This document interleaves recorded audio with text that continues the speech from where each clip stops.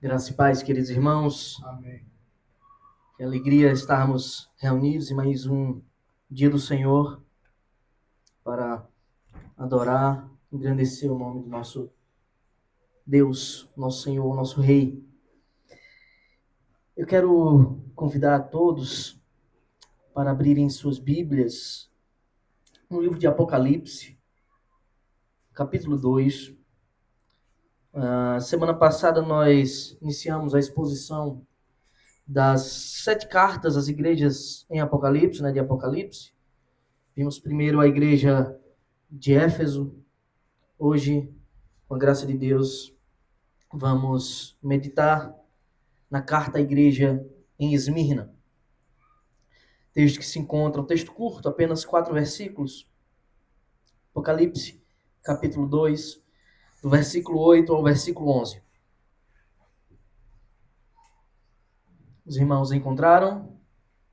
Amém. Último livro das Escrituras. Apocalipse, capítulo 2, do versículo 8 ao versículo 11. Palavra do nosso bondoso Deus diz assim: eu peço que os irmãos estejam atentos, mantenham suas Bíblias abertas, não se distraiam com nada, principalmente com o celular.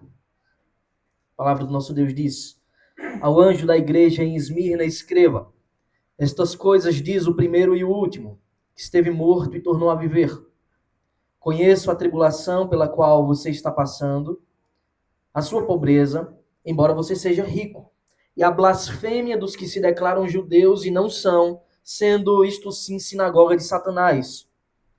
Não tenha medo das coisas que você vai sofrer. Eis que o diabo está para lançar alguns de vocês na prisão, para que vocês sejam postos à prova e passem por uma tribulação de 10 dias. Seja fiel até a morte, e eu lhe darei a coroa da vida. Quem tem ouvidos, ouça o que o Espírito diz às igrejas. O vencedor, de modo nenhum, sofrerá o dano da segunda morte. Amém. Oremos, amados irmãos. Ó Senhor, nosso Deus, Pai nosso bendito. Ó Senhor, Tu que vive e reinas, Tu que governas o universo com mão poderosa. Ó Senhor, Tu que tens nas mãos todo o domínio da história e de tudo que há, porque só o Senhor é soberano e o Senhor é verdadeiramente soberano. A Ti, ó Pai, nós clamamos a Tua iluminação, a iluminação do Teu Santo Espírito, para que possamos compreender a perfeita majestade que nos é declarada do Senhor através da Tua palavra. Para que possamos compreender a riqueza da glória que nos está sendo revelada. Portanto, eu te peço que o Senhor me use como um pequeno instrumento. Que o Senhor não me permita falar o que não convém, mas pregar com fidelidade mediante Teu Santo Espírito, a Tua verdade perfeita e imutável. Ajuda-nos, guia-nos e guarda-nos em Teu nome, é o que eu te peço, Senhor. Em nome de Cristo, nosso Salvador, nós oramos. Amém. Irmãos, o título dessa mensagem, como está projetado aí, é a verdadeira riqueza. Existe uma riqueza verdadeira e perfeita na qual a nossa vida deve estar firmada, na qual nós devemos estar apoiados com toda a alegria e disposição para sempre, irmãos. Nós temos lido aqui, iniciamos a leitura alternada semanalmente nos cultos da carta de Paulo aos Filipenses. No capítulo 1, dos versículos 27 a 30, o apóstolo Paulo diz uma coisa extremamente importante para nós. Ele está exortando a igreja que se encontra na cidade de Filipos a manterem-se firmes, fiéis. E ele diz assim: acima de tudo, seja algo que deve ser levado em grande estima pelos filhos de Deus. Vivam de modo digno do evangelho de Cristo. Essa é a coisa principal no que diz respeito à nossa vida prática, viver de modo digno do evangelho. Para quê? E aí ele, pessoalmente, escrevendo aquela igreja, ele diz: ou indo, para que eu indo até aí para vê-los, ou estando ausente, eu ouça a respeito de vocês que estão firmes em um só espírito, com uma só alma, lutando juntos pela fé do evangelho. A igreja de Deus deve viver assim, lutando juntos pela fé, em comunhão verdadeira, com um propósito máximo de viver de modo digno do evangelho. E que em nada, ele continua, se sentem intimidados pelos adversários. Seu irmão, você acha que Paulo, quando fala uma coisa dessa, ele fala por acaso? Não se sintam intimidados pelos adversários. Se tais palavras são ditas, é porque verdadeiramente há adversários. Há homens maus, há hostes malignas contra o povo de Deus. E ele continua, pois o que para eles é prova evidente de perdição, para vocês é sinal de salvação, e isto da parte de Deus. Paulo está dizendo aqui, a igreja tem muitos perseguidores, tem muitos adversários. E quando eles se manifestam assim contra o povo de Deus, e olha que Paulo sabe muito bem o que ele está falando, ele foi um desses perseguidores. Quando as pessoas se manifestam assim contra os servos de Deus, contra o povo de Deus, quando eles vivem de modo digno do evangelho, não é perseguição por qualquer motivo. Porque você é uma pessoa insuportável, não é por isso. É por causa do evangelho, da fidelidade. Paulo diz que isso é a prova da perdição deles. Mas também é uma prova dupla. Não só de que eles são perdidos e odeiam o Senhor, e ao odiarem o Senhor, odeiam a sua igreja, ou ao odiarem a sua igreja, odeiam ao Senhor. É uma via de mão dupla. Mas também de quando eles fazem isso, quando nós somos perseguidos por crer na verdade do Evangelho, essa também é a prova da nossa salvação. E isto vem da parte de Deus, para que saibamos que Ele prova o seu povo, mas também que Ele nos segura com sua poderosa mão. E Paulo continua, porque vocês receberam a graça de sofrer por Cristo. Que loucura falar uma coisa dessa. 2025. Com tantas seitas surgindo, levando o nome falso de Cristo, não verdadeiro. Pregando bênçãos materiais e coisas que o Senhor nunca prometeu constantemente. Pregando uma vida, um evangelho sem cruz, sem dificuldades. E aí Paulo olha para aquela igreja e diz assim, porque vocês receberam a graça, o favor, o dom perfeito de Deus de sofrer por Cristo. E não somente de crer nele. Pois vocês têm o mesmo combate que viram em mim e que agora estão ouvindo que eu continuo a ter. Essa é a disposição natural, irmãos, do servo de Deus. Nós temos o grande privilégio de não viver em um lugar onde essas perseguições são tão afloradas a ponto de nos levar para os cárceres e a morte, ainda. Mas esse é um privilégio do povo de Deus, de sofrer por Cristo. E nós devemos ter isso em grande valor na nossa conta. Isso é um motivo de honra. Paulo fala isso, mas não é só Paulo. Alguém poderia dizer, não, essa é a teologia paulina. Mas veja o que Pedro diz em sua primeira carta, no capítulo 4, do versículo 12 ao 14. Amados, não estranhem o fogo que surge no meio de vocês, destinado a pô-los à prova, como se alguma coisa extraordinária estivesse acontecendo. Pelo contrário, olha o que Pedro diz, alegrem-se na medida em que são coparticipantes dos sofrimentos de Cristo. Alegrem-se quando juntamente com Cristo vocês sofrem pelo Evangelho. Para que também, na revelação da sua glória, ou seja, na sua vinda, vocês se alegrem exultando. Se são insultados por causa do nome de Cristo, vocês são bem-aventurados, porque o Espírito da glória, que é o Espírito de Deus, repousa sobre vocês. Agora eu faço a seguinte pergunta para vocês, irmãos. Vocês estão dispostos a sofrer por Cristo? Vocês estão dispostos a se alegrar, mesmo em meio a duras e severas provações ou perseguições? Vocês estão dispostos a isso? Você está disposto a, em algum nível, ser participante dessa honra de servir a Deus? A palavra de Deus, ela nos aponta muitas investidas do diabo, de Satanás, do mundo contra a igreja de Deus. Perseguições em vários níveis. Isso o tempo todo nos é relatado. Em Apocalipse 13, a gente tem aquele texto extremamente conhecido. Aquele texto que fala sobre a marca da besta. E ao mesmo tempo que ele é tão conhecido, ele é tão deturpado, ele é tão vilipendiado no meio do povo de Deus, com pessoas criando as mais malucas, as mais loucas interpretações.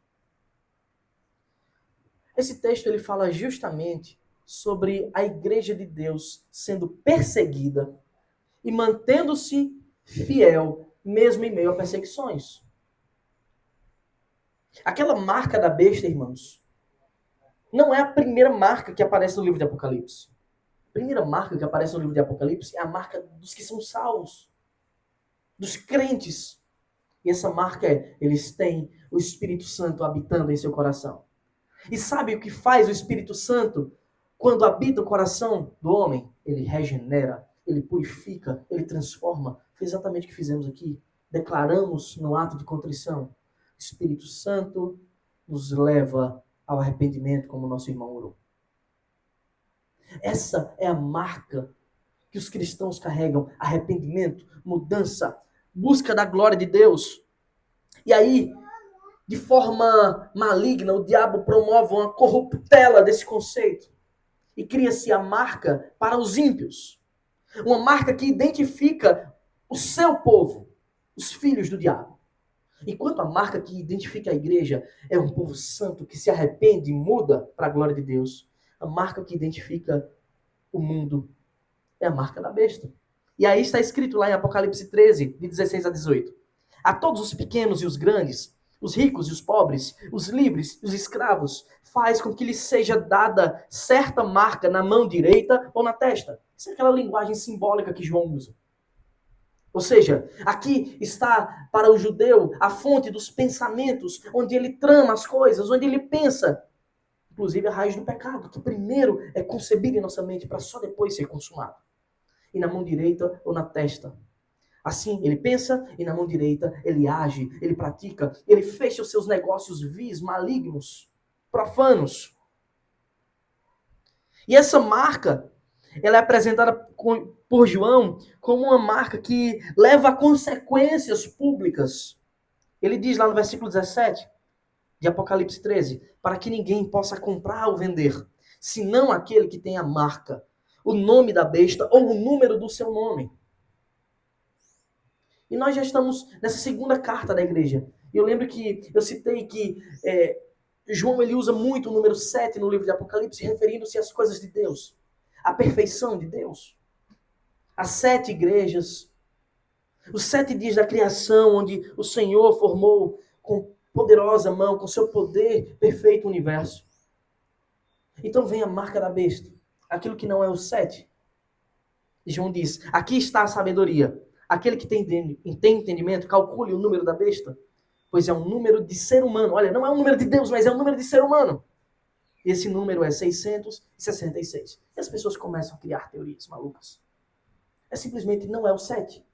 Não é aquilo que é perfeito, mas é o 6. E não é o 6 apenas, é o 6, o 6, o 6 de novo. É o pecado e o pecado sem arrependimento.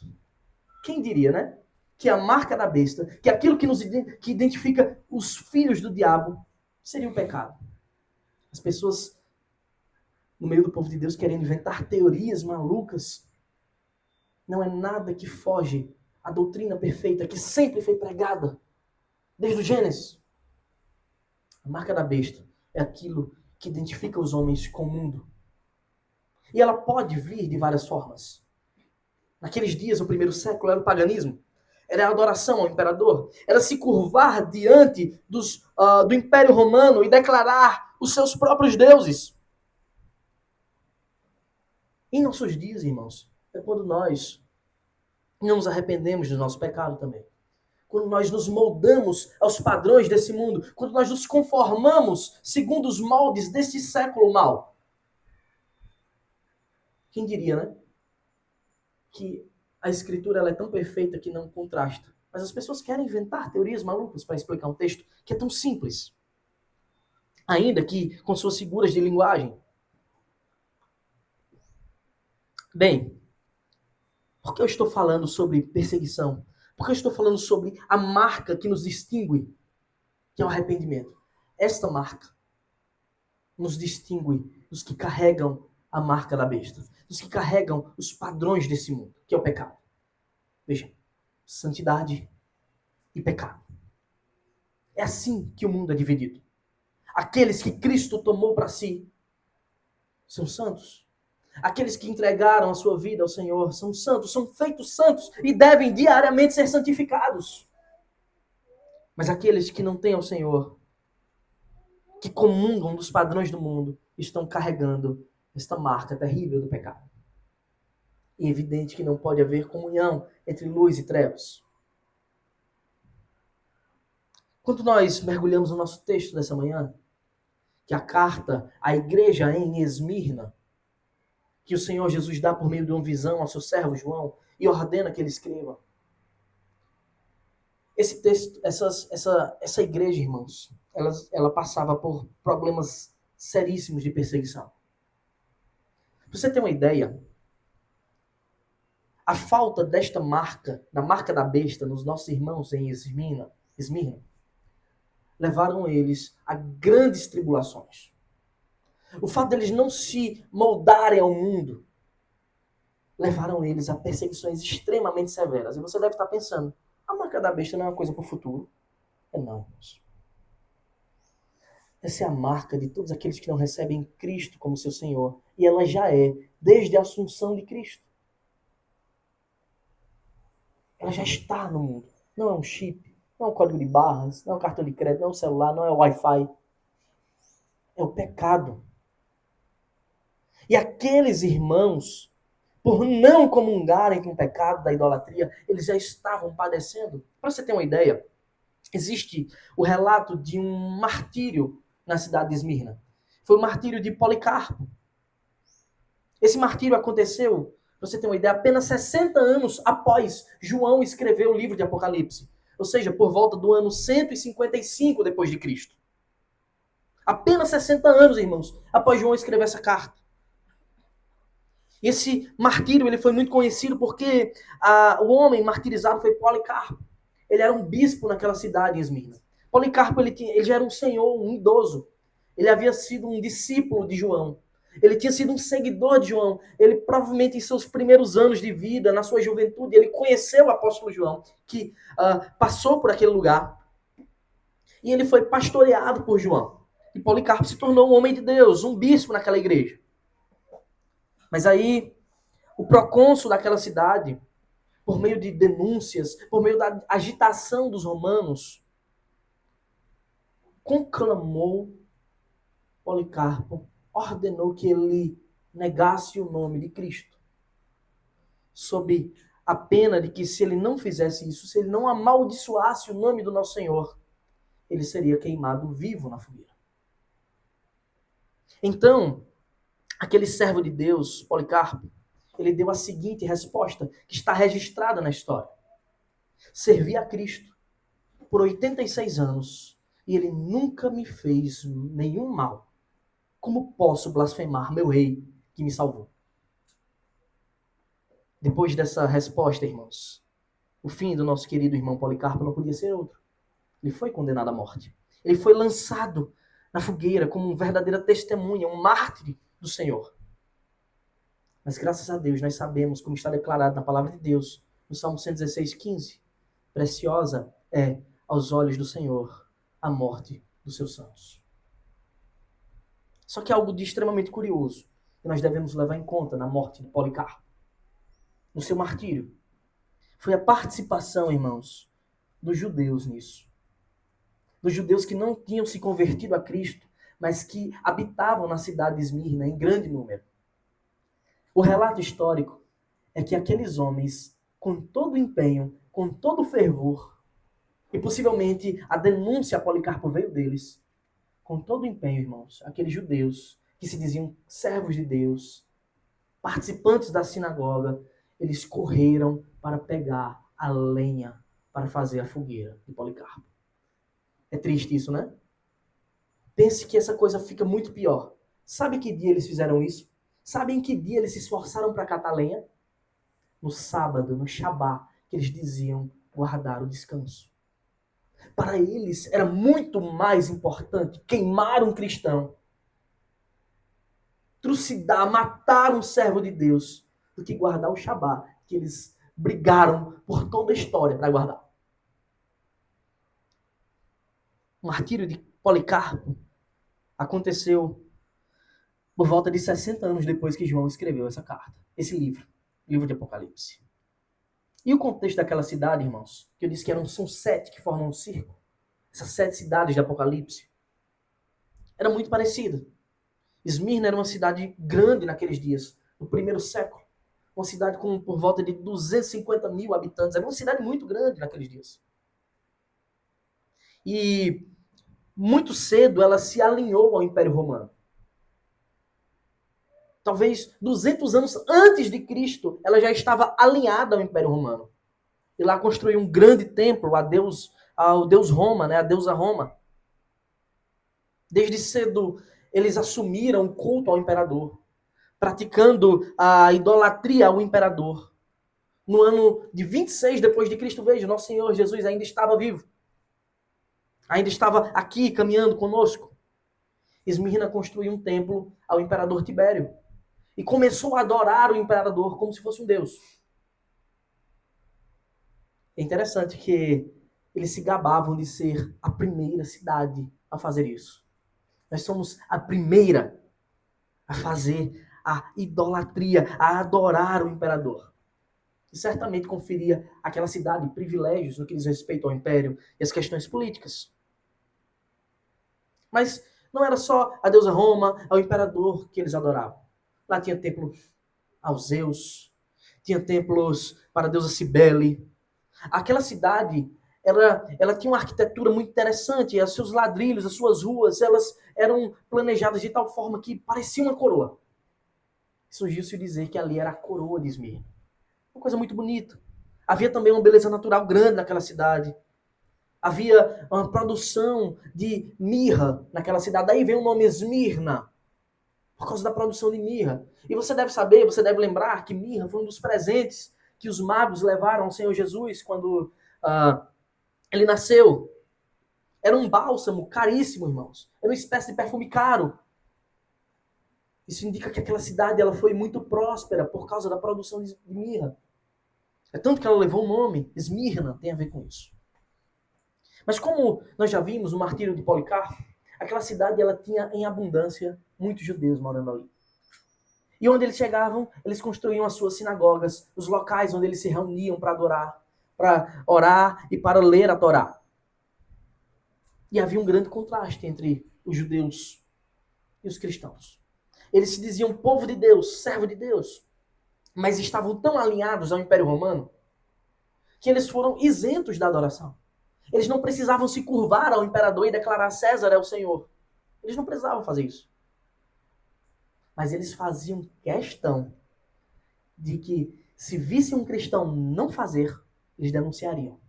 Eles denunciavam todo e qualquer cristão que não fizesse isso ao Império Romano. Veja como eles eram maus, perversos. Diziam-se servos do Senhor, mas não estavam nem aí para a lei de Deus, que ensina a não praticar a idolatria. Por consequência, os judeus eles ficaram bem-sucedidos naquela cidade. E os cristãos, obviamente, perseguidos, rejeitados por judeus, pelos romanos, perseguidos pelo império quanto instituição. O que acontecia? Não se dobravam, não se alinhavam nas idolatrias, nos sacrifícios. Eles começaram a empobrecer, a ficar bastante pobres financeiramente, socialmente, marginalizados. Então temos esse grande contraste. Os judeus bem-sucedidos e os crentes extremamente pobres naquele lugar. Os judeus com a sua liberdade religiosa, se bem que eles mesmos não estavam nem aí para essa liberdade. E os cristãos obrigados a se curvar e declarar que César é o Senhor. É nesse contexto, irmãos, em toda essa indumentária histórica que o Senhor Jesus olha para o seu servo João e manda ele escrever essa carta à igreja em Esmirna. E eu quero mais uma vez analisar os irmãos sob a fórmula daqueles 7 passos nos quais todas as cartas estão escritas. E eu convido você a manter sua Bíblia aberta em Apocalipse 2, a partir do versículo 8. No versículo 8 estão os 2 primeiros passos dessa carta. João recebe uma ordem para escrever, é o primeiro passo. E o segundo passo é que Jesus dá uma descrição de si mesmo. E essa descrição, nós já sabemos que sempre tem a ver com uma questão da igreja naquela cidade. Então está escrito assim, Apocalipse 2:8. Ao anjo da igreja em Esmirna, escreva: estas coisas diz o primeiro e o último, que esteve morto e tornou a viver. Então nós temos, em primeiro lugar, a ordem de Cristo para que João escreva. Estas coisas você vai escrever, João. Você vai escrever para quem? E ele endereça essa carta ao anjo da igreja em Esmirna. E nós já vimos que essa expressão anjo é a expressão que se refere ao pastor daquela igreja, ao líder daquela igreja. Por quê? Porque na linguagem joanina, na linguagem de símbolos de João, que ele toma muitos elementos do Antigo Testamento para fazer a sua descrição em Apocalipse, anjo eram aqueles que vinham trazer uma mensagem da parte de Deus para o povo. Esse é primordialmente o papel dos anjos no Antigo Testamento, como a gente vê, eles sempre vindo trazer uma mensagem do Senhor ao povo. E esse torna-se o papel do pastor, dos líderes da igreja no Novo Testamento. Aqueles que trazem uma mensagem de Deus para a igreja, mostrando também o caráter sobrenatural do povo de Deus. Aqui não são filósofos, não são professores que vêm ensinar ao povo. Ainda que possamos pescar coisas boas da filosofia, das técnicas de ensino, aqui não é uma escola filosófica. Aqui é a igreja de Deus, onde o Senhor, por meio dos seus líderes, daqueles que ele constituiu como pastores da igreja, ensinam ao povo. E é isso que João está fazendo agora. Jesus manda, escreva esta carta ao anjo da igreja em Esmirna. Esse é o primeiro passo, uma ordem que João recebe para escrever. O segundo passo é que Jesus ele usa a fórmula do mensageiro profético também no Antigo Testamento. Lembra quando Deus ia falar alguma coisa ao seu povo, que os profetas se levantavam e eles diziam, assim diz o Senhor. E agora, Jesus, sob esta ótica, ele se coloca na posição de Deus. Porque de fato ele é Deus. E ele diz assim, estas coisas diz. E ele traz uma característica de si mesmo. Não o Senhor. Ele não usa mais o Senhor. Mas ele dá uma declaração de quem é o Senhor. O primeiro e o último, que esteve morto e tornou a viver. Estas coisas diz o Senhor. E Jesus usa essa fórmula, mostrando quem ele é. Mas nós devemos estar atentos, irmãos, principalmente ao significado do que Cristo diz. Ele diz que é o primeiro e o último. Ele diz que ele é aquele que esteve morto e tornou a viver. E Jesus, ele sempre, nas cartas, se apresenta com algum dos elementos que ele já tinha usado lá no capítulo 1. Na sua figura, naquela cena incrível. No capítulo 1, onde é descrito Cristo glorificado. Ele que tem cabelos como a lã branca, olhos como chamas de fogo, da sua boca sai uma aguda espada de 2 gumes. E ele pega alguns desses elementos. E escreve estas coisas, diz o primeiro e o último. Jesus está dizendo, eu sou o alfa e o ômega. Mas também em contraponto, aqueles que se gabavam de Esmirna é a primeira do império. Jesus diz, eu sou o primeiro, mas não sou o primeiro e o último. O alfa e o ômega, eterno. Portanto, absolutamente tudo está em minhas mãos. Não há nada que fuja do meu controle. E é incrível, irmãos, como Jesus traz essa verdade para aquela igreja que está sofrendo perseguições. Em outras palavras, ele está dizendo que vocês podem confiar em mim. Creiam no que eu digo e sustentem com perseverança a fé que lhes foi proposta. Porque nada foge do meu controle. Eu sou o primeiro e último. E mais que isso, se vocês estão à beira da morte, por causa da perseguição, como nós veremos que eles estavam, Jesus ele declara, eu estive morto e revivi. Eu venci a morte. Aquilo que mais pode assustar vocês nessa terra é isso. E eu já venci. Então vocês podem confiar em mim. É incrível essa declaração de Cristo, amorosa, poderosa e verdadeira para aquele povo. A igreja em Esmirna ela tinha uma característica muito interessante. Na verdade, somente ela e Filadélfia. A igreja em Esmirna e a igreja em Filadélfia não recebem repreensões, irmãos. Elas só recebem elogios. É incrível, porque às vezes quando a gente está apertado por alguma tribulação, alguma provação, a gente se sente no direito de pecar. Ah, agora que eu fui apertado, eu posso fazer o que eu quiser. Estou revoltado. Mas o que nós vemos naqueles irmãos é a disposição contrária.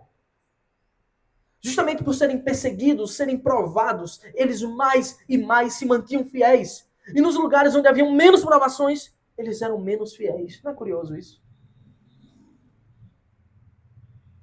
E Cristo amorosamente declara: permaneçam fiéis. Permaneçam fiéis. Qualquer provação que você imagine que você teve na sua vida, eu já afirmo de cara, não se compara com o que aconteceu em Esmirna. Não se compara com você ter seus bens espoliados porque você é um cristão. Porque você não quis se curvar ao imperador. Porque você não quis declarar que o imperador é como um deus. Não se compara. Não se compara a você ser lançado na prisão por causa disso. Não se compara a você ser morto. Não se compara a você ser queimado vivo na fogueira. Vocês conseguem compreender isso? Então não deem a desculpa. Estou com a liberdade agora para fazer o que eu quero, porque eu estou sendo perseguido, eu estou em provações. Nem está sendo perseguido coisa nenhuma, né? Só está em provas por causa dos próprios pecados. Então Jesus se apresenta desse modo para eles. Eu sou o alfa e o ômega, tudo está em minhas mãos. Eu sou o Cordeiro de Deus que tira o pecado do mundo. Eu morri e eu venci a morte. Confiem em mim, permaneçam fiéis. Essa é a mensagem de Cristo para aquela igreja, não há repreensão. É que a verdadeira riqueza do povo de Deus é servir ao Senhor com alegria e permanecer fiel. Porque nos está preparada, já nos aguarda a verdadeira coroa perfeita. Nós sabemos, nós vimos, segundo o relato de Policarpo, como aquele povo sofreu. Portanto, esse é um chamado para você também, meu irmão. Você que é um servo de Deus, mantenha-se firme, mantenha-se fiel ao Senhor.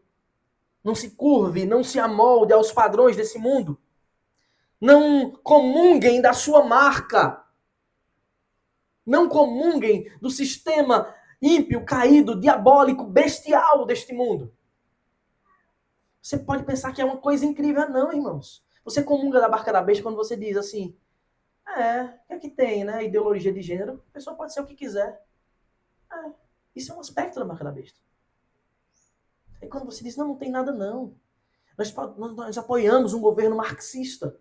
Isso é a marca da besta. Tudo que é contra o Senhor, nós, cristãos, devemos rejeitar. Tudo que vai de encontro ao seu ensino perfeito, à sua palavra fiel e verdadeira, nós temos a obrigação de firmemente rejeitar. Não comunguem com os padrões do mundo. Pelo contrário, transforme-os pela renovação da vossa mente. É o que nos é ensinado a palavra de Deus. O terceiro e o quarto passo é: Jesus prova que conhece a sua igreja. Ele dá indícios, ele mostra: eu conheço vocês, afinal, ele já havia declarado à igreja de Éfeso: eu sou aquele que anda por entre os candelabros.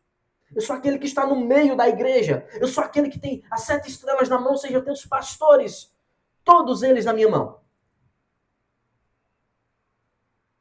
Então Jesus dá uma declaração de que conhece aquela igreja. E o quarto passo, ele também faz um elogio aos crentes daquela igreja. Não há uma repreensão, não há uma crítica como em outras igrejas, mas apenas um elogio. Versículo 9, acompanhe o que está escrito. A declaração de que Jesus conhece. Conheço a tribulação pela qual você está passando. Eu conheço, eu sei. Vocês não estão sozinhos, vocês não estão à toa, eu estou com vocês. Eu conheço a sua pobreza, embora você seja rico. E a blasfêmia dos que se declaram judeus e não são, sendo, isto sim, sinagoga de Satanás. Esse é o terceiro passo, meus irmãos. Nós podemos ter a certeza dessa verdade. O Senhor Jesus, o nosso Deus, o nosso Mestre, não está alheio aos sofrimentos dos seus. Ele não está distante dos seus discípulos que sofrem. Ele conhece as nossas tribulações, ele conhece as provações pelas quais nós passamos, assim como ele declara aos da igreja em Esmirna. Observe as consequências que aqueles Aqueles irmãos nossos sofreram por não aderir à marca da besta, por não se curvar aos padrões desse mundo. Eles foram alvos de provas e tribulações. Perderam bens, prestígio, conforto, foram dispersos, perseguidos, humilhados publicamente. Eles tornaram-se pobres. Essa pobreza é literal, é financeira. Eles não tinham lugar nos negócios. Os negócios eram feitos nos templos de idolatria, diante de uma mesa cheia de sacrifícios, onde os homens comiam sacrifícios aos deuses pagãos e faziam seus negócios. O cristão não andava nesses meios, não comungava com isso. E as consequências foram diretas sobre eles. Eles perderam lugar nos negócios. Eles foram perseguidos pela sociedade, pela população e pelo império contra a instituição. Porque eles rejeitavam a idolatria e o paganismo. Eles foram perseguidos em diversas frentes, irmãos. Judeus perseguiram, romanos perseguiram, todos unidos contra a igreja. E todos que estão contra a igreja automaticamente estão contra o Senhor, contra o seu ungido.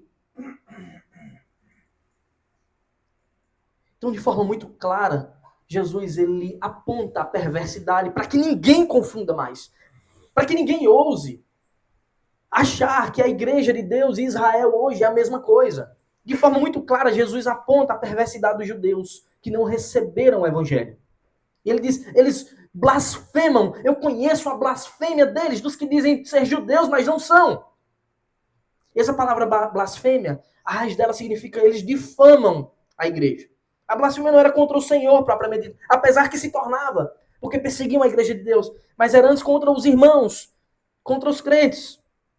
E eles jogavam os romanos contra os crentes daqueles dias, porque eles não se curvavam ao imperador. E eles denunciavam, olha, tá, tem vários cristãos ali que não estão se curvando, não estão sacrificando ao imperador. E é assim que Jesus aponta as religiões falsas, hipócritas. Ele diz, eles se declaram judeus e não são, sendo isto sim, sinagoga de Satanás. É isso que vocês são, ele diz. É isso que eles são, sinagoga de Satanás. Eles estão a serviço do diabo, a serviço da velha serpente. Eles se declaram judeus, mas não são, eles são filhos do diabo, seguidores da besta. Eles já estão aliados ao sistema. Eles não receberam um filho. Pelo contrário, perseguiram todos aqueles que receberam. E a verdade que nós jamais devemos esquecer é que o verdadeiro Israel de Deus não é aquele que tem um nascimento segundo a carne. Não é aquele que em suas veias corre o sangue de uma das 12 tribos de Israel. Mas é aquele que, pelo sangue de Cristo, confessou seus pecados e declarou fé ao único que pode nos salvar, que é Cristo Jesus. O verdadeiro judeu, o verdadeiro Israel de Deus é a igreja de Cristo. E é isso que Paulo ensina lá em Romanos capítulo 2, os versículos 28 e 29. Paulo diz, porque não é judeu o que é apenas exteriormente, isto é, da carne, o que teve um nascimento natural. Nem é circuncisão a que é somente na carne. Porém, judeu é aquele que o é interiormente. E circuncisão é a do coração pelo Espírito, não segundo a letra, e cujo louvor não procede de seres humanos, mas de Deus. O verdadeiro Israel de Deus é aquele que se converteu a Cristo. É aquele que foi salvo pela graça. É aquele que reconheceu que o Messias veio ao mundo, mas que a maioria amou mais as trevas do que a luz. Não obstante tanta perseguição, não obstante tantos desafios sofridos pelos crentes em Esmirna, não vemos aqui que aquele povo se tornou vacilante. A gente não lê que eles jogaram tudo para o alto e abandonaram o povo de Deus e abandonaram o Senhor. Não lemos que eles abandonaram o primeiro amor. O que acontece aqui é algo simplesmente grandioso, que só pode ser, irmãos, vivido por causa do fruto da bondade de Deus, da misericórdia, da força do Senhor, do Espírito Santo que habita no meio do povo de Deus, que habita em cada cristão. Aquela igreja, ela é elogiada de uma maneira surpreendente. Esse é o quarto passo que está nesse versículo. Jesus diz, eu conheço a tribulação pela qual você está passando, a sua pobreza. E aí, ele, no meio disso, ele traz uma declaração viva e verdadeira. Embora você seja rico. Que palavras tão incríveis e gloriosas podem sair da boca do nosso Senhor. Eu conheço a pobreza de vocês. Essa é a social. Mas vocês são verdadeiramente ricos. Porque a riqueza para com o Senhor é muito mais sublime, perfeita, do que qualquer coisa que o mundo possa imaginar que é riqueza. Essa é a verdadeira riqueza. É servir ao Senhor com alegria. É a riqueza espiritual. De modo que a gente pode ter essa certeza. O mais miserável dos homens nessa terra, o mais pobre, vil, vilipendiado, mundo afora, por sua fraqueza, por ser um nada, pode ser o mais rico dos homens, se ele tiver o Senhor. Assim como o mais prestigiado aristocrata de todos os tempos, sem Cristo, ele não é nada, ele não tem nada. Ou como Cristo declara para outra igreja, está pobre, cego e nu. Eles se viam como pobres. O mundo os via como pobres. Mas Deus, de quem a ótica verdadeira e perfeita deve ser avaliada, os via como ricos. Eles eram ricos espiritualmente. Eles tinham o Senhor. Eles pertenciam ao Senhor. Estavam guardados nas mãos daquele que é o primeiro e o último, que esteve morto e reviveu. A verdadeira riqueza, irmãos, está em oposição ao que o mundo pensa ser riqueza. Lembra daquela máxima que eu trouxe aqui semana passada? Nós devemos buscar e aprovar aquilo que Deus aprova. E rejeitar e odiar aquilo que Ele odeia. Então, quando nós nos deparamos com a verdade como essa, de fidelidade de um povo vivendo em meio a provações, como não nos olhar agora e nos enxergar tão fracos e pequenos? Como não nos humilharmos ante a presença do Deus Todo-Poderoso e clamar perdão pelos nossos pecados? Por causa do modo tosco que nós temos vivido. Qual tipo de riqueza você tem buscado? O que é que tem valido todo o seu suor, seu esforço, o seu labor diário? Essa, irmãos, é a única riqueza que realmente importa. É a única riqueza que permanece para sempre. É servir ao Senhor com alegria e fidelidade. Aqueles irmãos, mesmo diante da mais severa, humilhante pobreza, eles eram ricos. E quem declara isso não sou eu. Se fosse eu que estivesse dizendo isso, não valia nada. Mas quem declara isso é o Deus Todo-Poderoso. O dono da prata e do ouro, o dono do universo inteiro, olha para eles e diz: vocês são ricos, eu conheço a pobreza pontual de vocês, mas vocês são verdadeiramente ricos. Não é assim que nós devemos viver, não é assim que nós devemos buscar proceder a nossa vida diária, vivendo segundo aquilo que o Senhor aprova.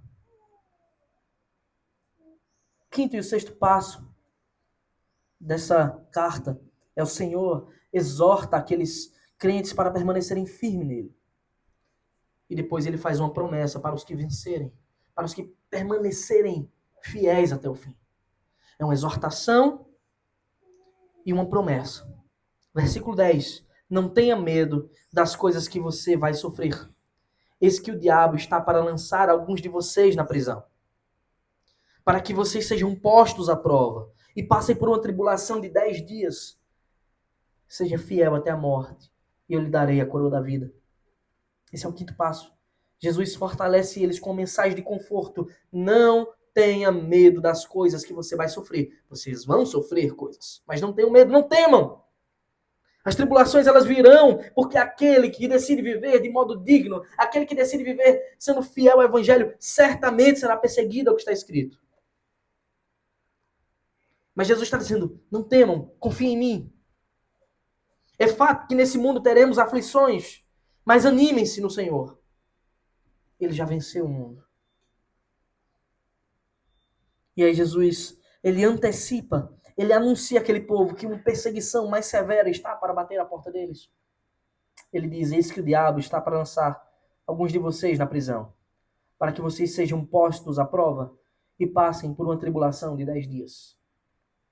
E Jesus alerta amorosamente aquela igreja para uma perseguição mais dura que estava para chegar. Isso é feito mais uma vez naquela linguagem de João. Quando ele fala 10 dias, a tribulação, não são 10 dias literais. Mas 10 dias significa um período curto, mas de severa perseguição.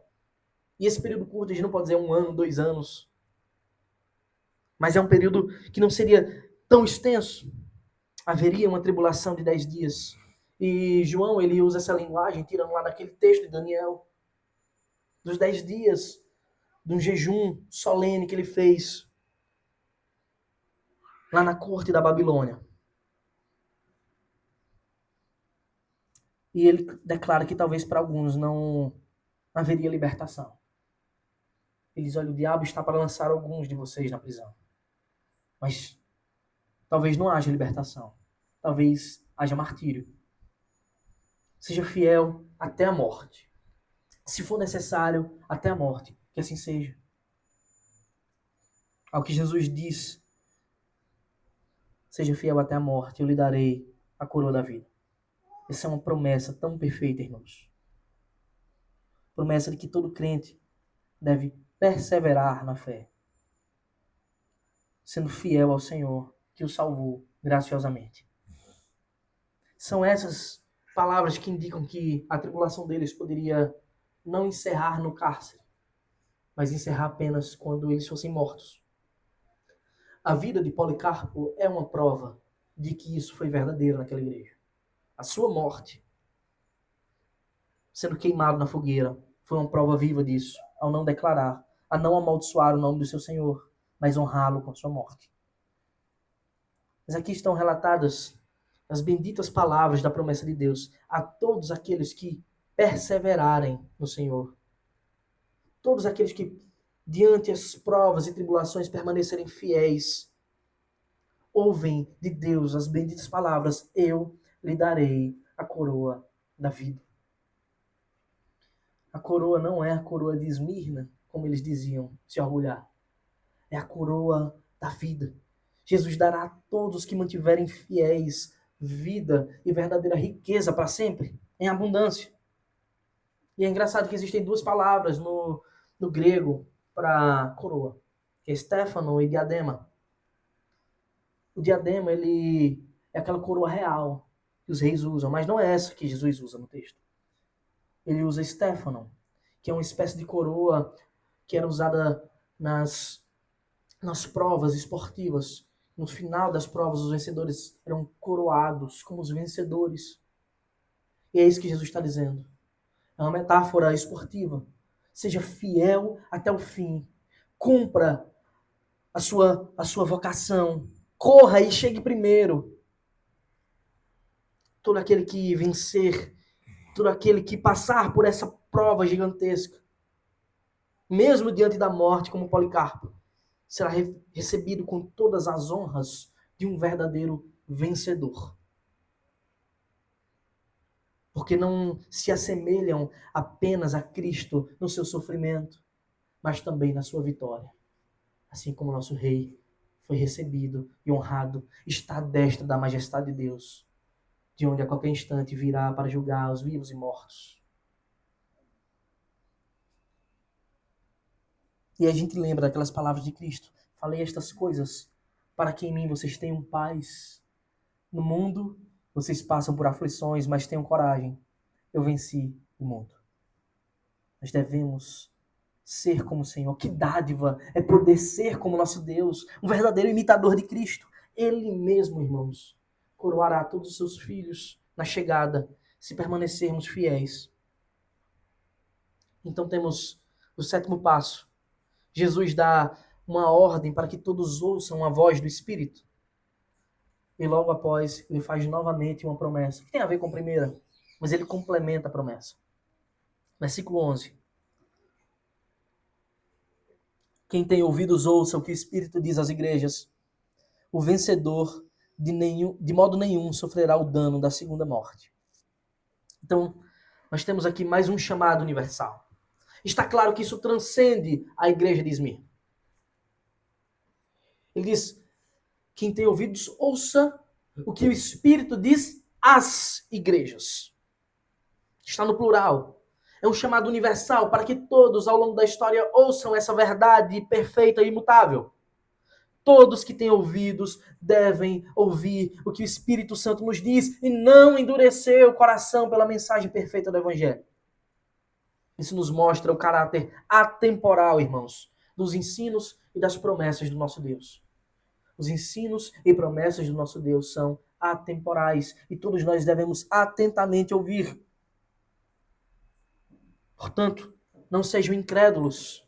Isso me lembra o texto de Hebreus, capítulo 3, de 7 a 15, quando ele chama o povo para ouvir com fidelidade. O texto diz assim: por isso, como diz o Espírito Santo, hoje, se ouvirem a sua voz, não endureçam o coração, como foi na rebelião, no dia da tentação no deserto, onde os pais de vocês me tentaram, pondo-me à prova, e viram as minhas obras durante 40 anos. Foi assim no deserto. Por isso, assim diz o Senhor, me indignei contra essa geração e disse: o coração deles sempre se afastam de mim, e eles não conheceram os meus caminhos. Veja, mesmo o povo de Deus andando no deserto, sendo cuidado por Deus, eles não conheceram o seu caminho. Mas agora temos o chamado para ouvir o que o Espírito diz, de fato experimentarmos dele. Então o autor aos Hebreus continua: tenham cuidado, irmãos, para que nenhum de vocês tenha um coração mau e descrente, que se afaste do Deus vivo. Pelo contrário, animem-se uns aos outros todos os dias durante o tempo que se chama hoje, agora, a fim de que nenhum de vocês seja endurecido pelo engano do pecado. Porque temos nos tornado participantes de Cristo, se de fato guardamos firme até o fim a confiança que desde o princípio tivemos, como se diz, hoje, se ouvirem a sua voz, não endureçam o coração como foi na rebelião. Não endureçam, irmãos. Ouçam o que o Espírito Santo diz às igrejas. Confiem, creiam e vivam assim para a glória de Deus, como os nossos irmãos do passado viveram. Então, Cristo, ele termina a sua mensagem por meio de João com mais uma ordem. Na verdade, com mais uma promessa. Ele diz: o vencedor, de modo nenhum, sofrerá o dano da segunda morte. Que promessa perfeita. Que promessa incrível. Porque aqueles irmãos, eles poderiam até sofrer o dano da primeira morte, como Policarpo. Eles poderiam ser martirizados, assassinados, mas jamais o dano da segunda morte, isto é, da condenação eterna no lago de fogo e enxofre que arde continuamente. Aqueles que vencem, e muitas vezes, irmãos, vencer no cristianismo, vencer para o evangelho significa morrer. Esses não serão condenados, pelo contrário, serão salvos com grande honra e serão coroados pelo Senhor. Desfrutarão da vida, porque Ele é o autor da vida. Vocês lembram como Cristo se apresenta para aquela igreja? Estas coisas diz o primeiro e o último, aquele que esteve morto e tornou a viver. Esta é a promessa para todos aqueles que são provados e perseguidos. Mantenham-se firmes até o fim, mesmo que a morte bata a sua porta. Porque aquele que nos chama é fiel. Ele é o dono da vida. Ele é o autor da vida. Ele é o primeiro que ressuscitou e todos nós juntamente ressuscitaremos com ele. Podemos confiar nele, irmãos. Principalmente quando nós lembramos o motivo da sua morte. Ele se entregou para pagar os nossos pecados. Ele verteu o seu sangue no madeiro para nos purificar de toda injustiça. Ele morreu para que a gente pudesse viver para sempre. Essa é a mensagem que os irmãos de Esmirna não abandonaram. As suas almas estavam seguras e firmes, ancoradas na rocha eterna que é Cristo. O verdadeiro Cordeiro, o único Cordeiro de Deus que tira o pecado do mundo. E eles, mesmo em meio a provas, puderam desfrutar da paz e da honra que é sofrer por Cristo. Que a gente possa compreender o valor disso e viver para a glória de Deus nesse mundo tão terrível e caído. Amém. Convido você a se colocar de pé para louvarmos ao Senhor ainda.